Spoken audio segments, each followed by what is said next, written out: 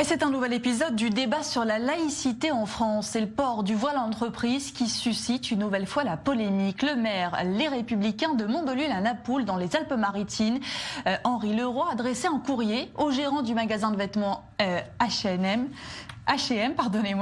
de sa commune pour qu'il interdise le port du voile à ses vendeuses après avoir reçu, dit-il, des plaintes d'habitants. Mais l'enseigne résiste aux pressions et affirme être dans la légalité. Alors pour en parler, on va tout de suite rejoindre à Paris Laurence Marchand-Taillade, présidente de Force Laïque et auteure de l'ouvrage L'urgence laïque.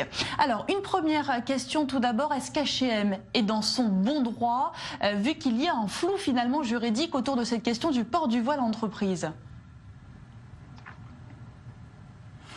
Oui, bonjour. Alors effectivement, H&M théoriquement a totalement le droit d'accepter qu'il y ait des démonstrations religieuses, donc le port du voile ou de la kippa ou quelque autre démonstration religieuse dans l'entreprise. Ils n'ont aucune obligation à imposer la neutralité dans l'entreprise. Par contre, le problème qui se pose avec H&M, qui est un problème récurrent, c'est justement l'affichage du port du voile islamique, puisqu'on est bien dans l'affichage de la négation de l'égalité homme-femme, et donc on revient sur des principes républicains qui pensaient être acquis et qui sont universalistes, c'est qu'un homme égale une femme. Et donc la vraie problématique qui se pose aujourd'hui face à H&M, ça a été déjà il y a un an la démocratisation du burkini via leur site internet et leur magasin. Et aujourd'hui, on voit bien qu'il y a une avancée supplémentaire puisqu'on autorise les vendeuses à porter le voile et donc à afficher que l'égalité homme-femme finalement c'est quelque chose qui est moins important que d'autres principes républicains.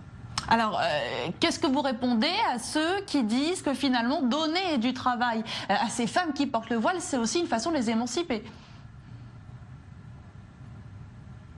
Peut-être que la meilleure façon de les émanciper, c'est et puis surtout d'éviter qu'il y en ait un certain nombre qui soient contraintes à porter le voile, parce que c'est ça la vraie question. C'est pour 3 ou 4 qui vont porter le voile de façon volontaire, militante et souvent identitaire, on va en avoir un certain nombre qui sont aujourd'hui contraintes à le porter pour pouvoir continuer à vivre dans certains quartiers en France.